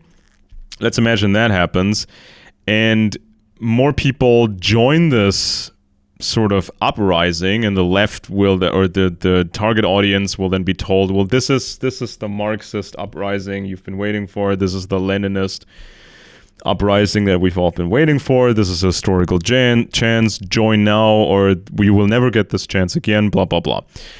The right, or parts of the right, they could then say, oh no, this is not just a leftist uprising. This is not just Marxism, Leninism. This is the New World Order. This is the Jewish world conspiracy. This is what they could say. And then it's not just a comparison to the historic or a misguided comparison to the old Civil War in America, but a comparison to the American Revolution. This is something that Alex Jones had done over and over and over again, saying, we need another 1776. So whenever there's a violent struggle, a violent conflict, He's pushing revolution and civil war. Our side will be just like George Washington, the founding fathers, and the other side will be like the redcoats, the British tyrants, and of course, according to conspiracy lore, the British Empire was completely taken over by a few tiny Jewish families. So it's all tied up neatly into this narrative. It sounds to me like it's targeted to justify then the struggle and the violence, but people taking part in that violence, they have a warped sense of what they're doing, what they can compare it to. People thinking, oh, I'm doing the George Washington thing here, while the left thinks, well, we're doing the Marxist-Leninist thing. The left thinks they're fighting the right-wing world conspiracy, the fascist, pig, exploiter, imperialist conspiracy. And so, yeah, of course, you can try that game and see how far you can take that. I mean, the Russians, for example, they can try to make that happen and see how far they can push it. I mean, to them, that's the thing. For the Russians, they can try it, and if it doesn't become as big as the Russians hope, they would still accept the outcome as okay, but the damage is done for America. And I think nowadays there's so many, specific types of right-wingers in the U.S. They genuinely believe it's a zoo. They genuinely believe the spirit of 1776 is in Russia. Russia has freed itself from the world conspiracy, and so they have the spirit of 1776, so they can help the U.S. have another revolution. This is kind of how they would frame it, and so it would be massive damage in America, and many people would end up dead or injured or go to prison. And this is how you lead your opposition. First, you sort of eliminate anti-communism as a real influence. You get rid of people actually trying to see it in terms of a Marxist-Leninist socialist camp, communist bloc formation that has morphed itself and hidden itself, and is wearing social democratic colors or even nationalist or Christian colors, as in the case of Putin, and you're disguising it, and you're entering the camp of your enemies. You're entering the anti-communist camp, and you're actually leading them down the primrose path of self-destruction. I mean, this is what they're doing, isn't it? Yeah, and it's supposed to be a cascading type of crisis, right? Because when the RAF was doing their terror attacks in West Germany, the Red Army faction, not the Royal Air Force. Yeah, the Red Army faction, they would calculate the response. Okay, so they would target someone who who maybe wasn't as popular in the general population. So they would then make conduct an assassination or kidnap a guy or just shoot them in the street with a submachine gun. Or they had these magnetic pressure cooker type bombs. They would drive up with a motorbike. They would drive up to the target person's car, place the pressure cooker pot bomb on top of the car, which would attach by a magnet, and it would be a shaped charger bomb. So so most of the explosive force would be directed downwards into the passenger cabin, and they would figure that the government would then harshly respond. They would crack down on the population. They would suspend certain laws or get around certain laws, and then the wave of indignation would follow. People would say, it's the government is overreacting and it's unfair and this, that, and the other, and it would then galvanize more leftists, fearing, oh my God, they're creating a right wing dictatorship to combat the threat. So now we have to act. So it's supposed to be a cascading problem because nobody has their head screwed on right. Nobody's really understanding the game properly, and everybody's making these huge mistakes in their head when they act. When they think, okay, I'm going to do this. I'm going to join this sort of course of action, and it makes everything worse. It's a cascading problem. And so, Candace Owens is riding a wave. She's one of the biggest, has one of the biggest accounts on X. She tries to look super pretty, as if that has to do with anything that she says. Trying to be cool and has these optimized pictures which look photoshopped, and even when she's on video, everything seems perfectly optimized. Okay, so she wants to be cool and approachable and seem like this big hero and become an iconic figure. And she has this wealthy guy as a husband whose father is a peer in Britain and has boatloads of money. This is that becomes a huge problem, because nobody of these guys can even clearly define what makes a bad person, what makes a traitor, because they're so quick to attack somebody and say, he's too soft on Israel, he's too soft on Jews, he's not supporting me, so he must be bad. And it's like, it's way too fast and way too unprofessional, and always with a lot of passion and so she's reposting stuff from Matt Gaetz, and Matt Gaetz in that post is referencing Tucker Carlson. So it's like that little gang that has millions and millions and millions of followers, and so they're referencing something about Tucker Carlson. It says Tucker Carlson said that Charlie Kirk told him at a TPUSA Student Action Summit last July to highlight Epstein's connections to Mossad. Distinguishing between Netanyahu and the State of Israel, Carlson claimed that Kirk hated Netanyahu and his war against Gaza despite loving Israel, and that Kirk was tormented until the day he died by Zionist donors for platforming Carlson at his event. 2 days before Kirk's death, Carlson revealed that Kirk lost a $2 million donation for pledging to platform him at TPUSA's December America Fest conference. On and on and on. They're all quoting each other.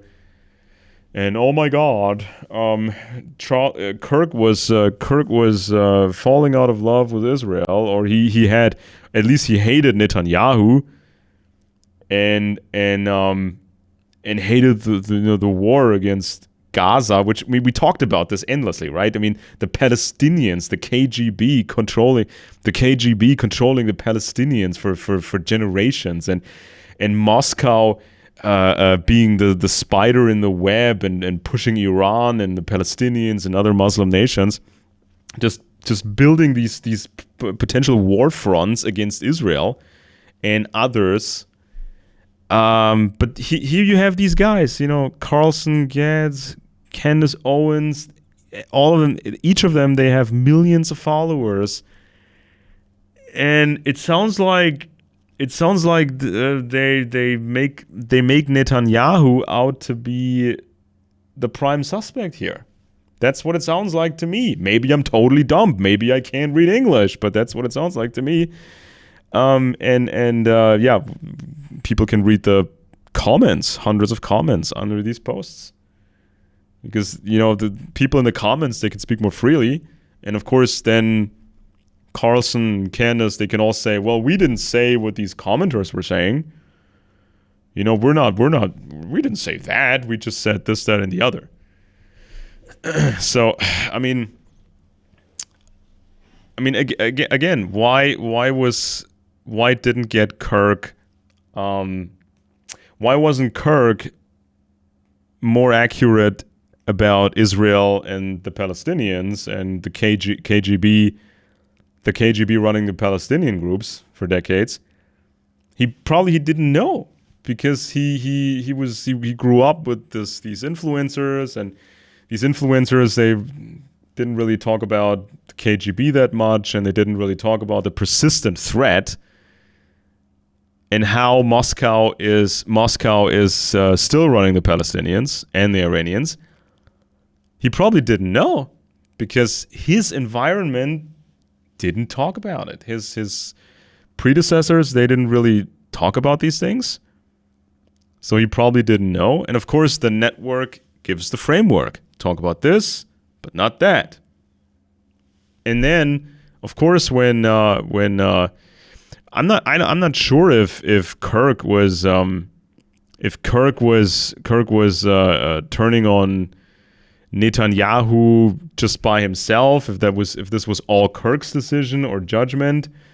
I mean, these Israeli heads of state, or these powerful people in Israel, they usually have a background in special forces. They're not just politicians. They are the full. Netanyahu was an Israeli commando. Yeah, full spectrum. And he was the head of Mossad at one time.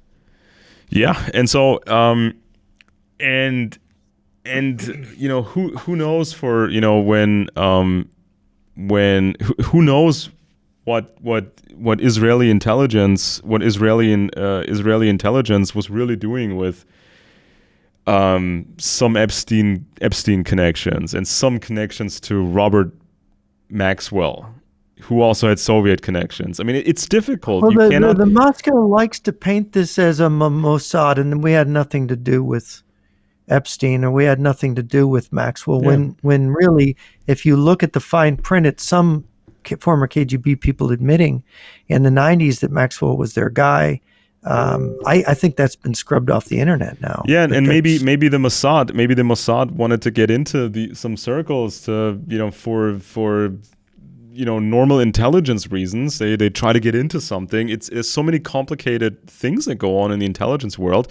It's too simple to just look at the surface and say, oh my God, there's one connection here, and I will make a definitive statement, and I will have a definitive interpretation of this, because that's what the internet says, and that's what people around me says, and my friend, Candace Owens said this, and others say this.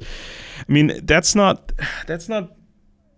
professional. That's not professional at all, and it creates these unnecessary tensions. You create unnecessary problems with some influential people in the United States who are Jewish, and it creates just more and more and more chaos. And now Carlson is saying these things, Candace Owens is saying these things, and they make it out like they make it sound like Netanyahu is the prime suspect. So Netanyahu killed our guy, our beloved Charlie Kirk, because he dared to speak out against Israel or this maybe bigger conspiracy over there, or that's global. He spoke out about the conspiracy, and that's why he died. Just like the same, windmills of Zion killed, as many believe, killed John F. Kennedy, because John F. Kennedy wanted to destroy the central bank. He wanted to break the Jewish money power, and that's why they killed him. And it's all bollocks. It's all bollocks. But they combine different conspiracy fairy tales, combine them, and they think it all makes sense. It's all together. They believe Abraham Lincoln was killed by the Jewish conspiracy because Abraham Lincoln wanted to change the money, change the money system. Get rid of the Jewish money influence. That's why they killed Lincoln, and then they killed Kennedy, and they the same conspiracy almost shot President Trump, and blah blah blah blah blah. Horrendous. One mistake after the other, after the other, after the other. And all the Russians have to do is say, oh, we're fighting that conspiracy too. We're also fighting that those windmills of Zion. We're aligning here, and that's how you make the biggest mistakes ever. Yeah. And I haven't even mentioned yet what we've talked about before about how, when the state of Israel was created, it's a massive headache from an intelligence standpoint to create a new state and have it free from enemy espionage. With all these people coming in from the Soviet Union and from other places, and how do you make a state that's not just infected by foreign espionage? It's not easy. So not everything that happens in Israel is purely an Israeli agenda. There's huge infiltration. There's been huge infiltration by the Soviets, and it's so massively complicated. And you see people talk about these issues, and they're not qualified.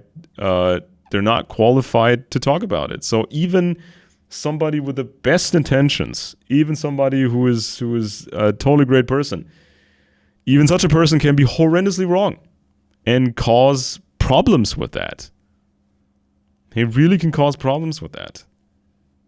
It's like everybody always picks an interpretation after a shooting like this or terrorist attack. Everybody just tends to pick the interpretation that they like the most. They pick the interpretation or the explanation that gets them ahead or gets their agenda ahead. Always. As if everything that happens totally aligns with your views and totally, is always in your favor. It's always like you can use that event to justify what you've been saying, and you see everything as a confirmation of what you've been saying. As if the world works like that, as if reality is like that. And it's always things always happen, so you can exploit these things, so you can use these things, and it perfectly lines up with your secondhand agenda that you picked up from someplace else. Yeah, well, this is very disturbing, and the very fact that Candace Owens has taken this turn, that we've seen it from Tucker Carlson. Tucker Carlson is, and it's always the same line. Look, we're not anti-Semites. We're just against Israel, or we're against Zionism, but they're subtly feeding this Dugan strain where they're trying to move the right in this direction. Why? It's like a setup. They're setting the right up to appear more fascist, to appear more anti-Semitic, right? Yeah, and then they're Carlson, trying to set this up. And then Carlson has some strange guests on. Joe Rogan has some strange guests on that kind of make guests that sometimes even make excuses for Hitler. And insinuate, oh, maybe he wasn't that bad. Maybe he didn't do these things. Maybe this, maybe that, and the other. And it's like this is. And then of course the left is going bananas because the left thinks, oh my God, it's everything we've been warning about. It's the fascist, world conspiracy. We've been proven right over and over again. We see confirmation everywhere. So we need to preempt the other side, the right wingers, before they have total control. We need to take control. We're the last generation that can make this happen. We're the last generation that can save the world. And we know, I mean, security experts have warned for many years that when there's a physical conflict between NATO and Russia, for example, including other, players, obviously, but when there's this physical clash, you will see massive destabilization operations in the West, operations led by the Russians. They will try to weaken us so we lose the will to fight, so we lose our coherence, so we don't function. And what better way to cause chaos than this? And of course, if you have a plan in advance, we're going to have a physical war. What do you do in advance? You start the subversion. You start out all this talk and all this stuff, and you attach yourself to everything that's out there, and you prepare, and then you turn up the heat. You turn up the gas. And when the physical war comes, then it's full go ahead, full steam ahead. Everybody amplify the stuff they've been saying all along. And then it's the same old. Oh no, we don't want to fight the war for the windmills of Zion that actually don't exist. We don't want to the Jewish conspiracy has drawn us into this war, and we don't want any part of it. Or the other side is the good side. The Russians are the good side. And so we align with the Russians. And it's just like, that's how the game is played. That's exactly how that game is played. However, how else would you do this? I mean, what other operations would the Russians have prepared? This is exactly it. And it always works best. It always works best if the people that are being used believe this stuff, if they think they have integrity, if they have the passion. And we mentioned this before on this show in an episode. Tucker is not the super smart type. Candace Owens is not the super smart type. No. Kirk freely admitted he's not the super smart academic. He doesn't have the fancy. He said he's not knowledgeable. I think he was smart, and they all have a certain sharpness. But he can't play the super academic. He wasn't playing the super academic. But they are the passionate type of influencer. They have charisma, and they come off as sincere. Yeah. Right? And so when these people actually believe all of what they're saying, or most of it, and they believe they have this integrity, and they act out of this sense of integrity, then it works best, because none of them is likely to get caught easily and then admit, I was working for this group or that group, I was just saying this, I didn't really believe any of it. But they will sometimes even go to great lengths to defend what they've been saying, and always be the victim and claim victimhood. And they're the persecuted types, the persecuted heroes, and they will go on and on and on in their conviction, but maybe evacuate to Russia, because you don't want to be fed to the wolves. So the last resort is always hop on a plane to Sheremetyevo airport and be safe in Russia, supposedly. That's the exit plan. You push this as hard as you can, and if you have to, you go to Russia, maybe. Or Candace can go to Britain, because her husband has, I would assume her husband still has British citizenship, right? And if Candace Owens' father-in-law is a peer, is a baron and a peer in London, I mean, she has a place to escape. She can go to Britain. Yeah, she does. Well, escape, I don't know. I mean, and where is all this headed?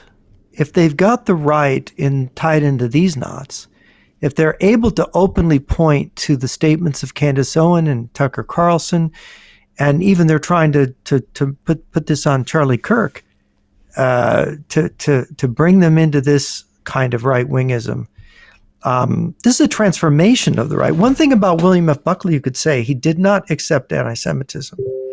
He did not accept it at all. And because perhaps he realized that this is where you can call people on the right Nazis, and that you could point to this and make it seem real, right? Or I mean, what do you think of that? I mean, there's these different types, right? These different categories of influencers. I mean, we talked about the Birch Society, how they try to appear very legit. They did push these old conspiracy fairy tales. They wanted to seem more hardcore than mainline Republicans, but they still tried to appear legit. They wanted to be viewed as the best anti-communist group in the world, the ones who are at the tip of the spear, who know best, who have it all figured out, who are better than everybody else and are going to teach everybody else. But the Birchers, they had these viral books. None dare call it treason, or none dare call it conspiracy. None dare call it conspiracy was the book. And they have, I think the book by the old Skousen that we mentioned, Naked Capitalist. So if you look into some of these bestseller books from the Birch Society, and the younger Skousen, I think he's his nephew. What's his name? Joel Skousen. Joel Skousen, yeah. He has a real conspiratorial view of they this, had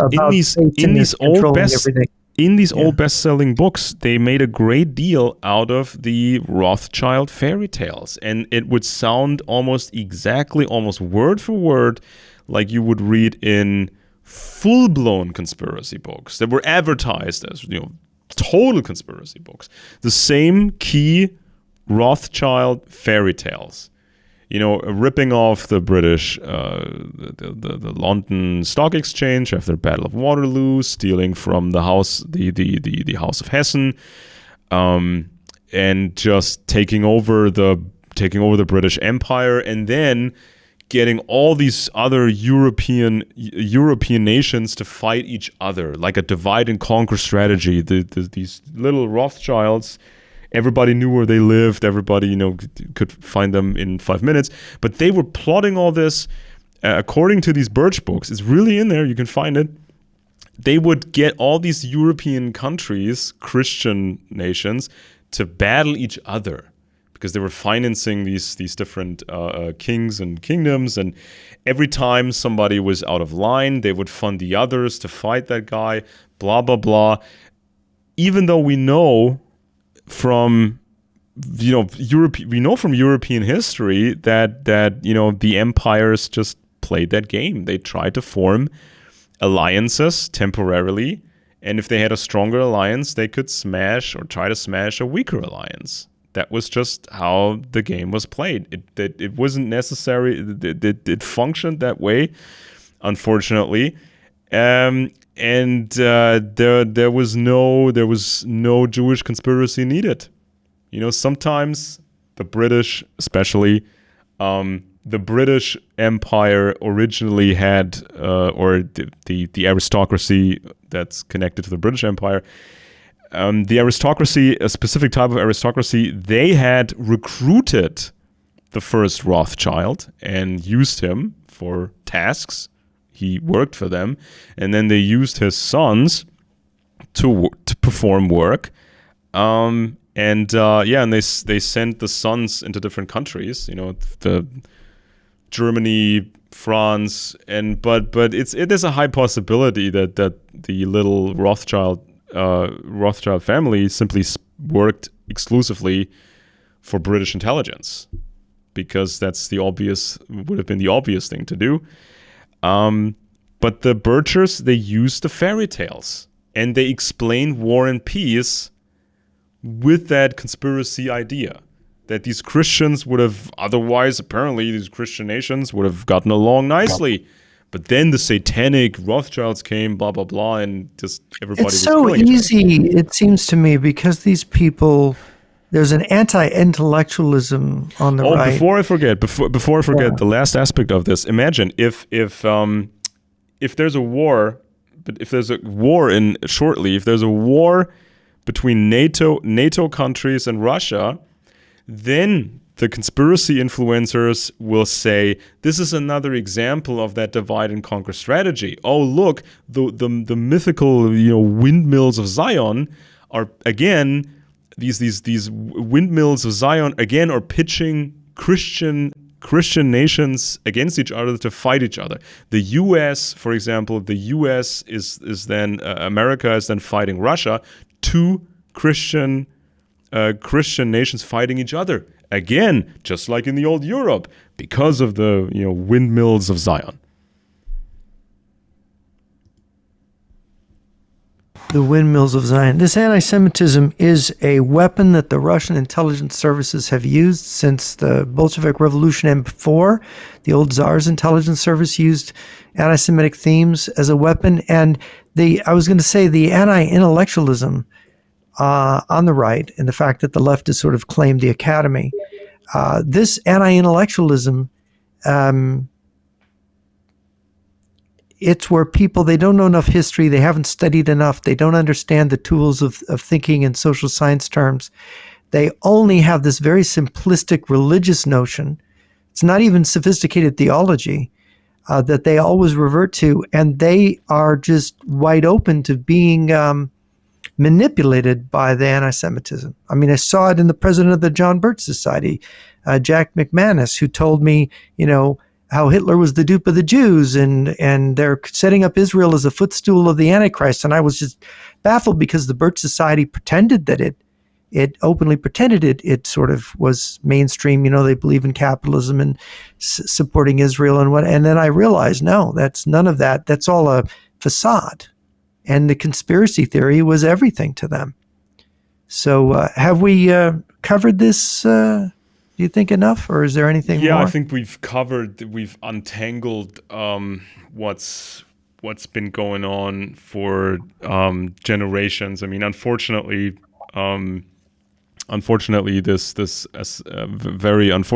assassination happened recently, and it just amplified the problem that was already there. I mean, people falling for deceptions or people just going along with these established groups out of patriotism.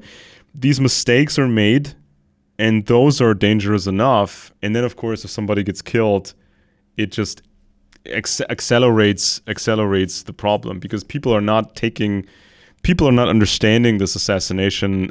People are not really understanding how this all works. They just pick an interpretation that's been predetermined. It doesn't matter what happens. They always think it's the Illuminati or a particular thing or windmills of Zion or whatever, and it's like or whatever brand of ideology they're into. Whatever happens, they will always say it's exactly like this. It's exactly according to my pattern that I've been following for so long. Doesn't matter who gets shot. Doesn't matter what gets blown up. Doesn't matter what war starts wherever in the world. It's an automatic response, and this is something that especially governments like Russia mostly. That governments can do very well. They have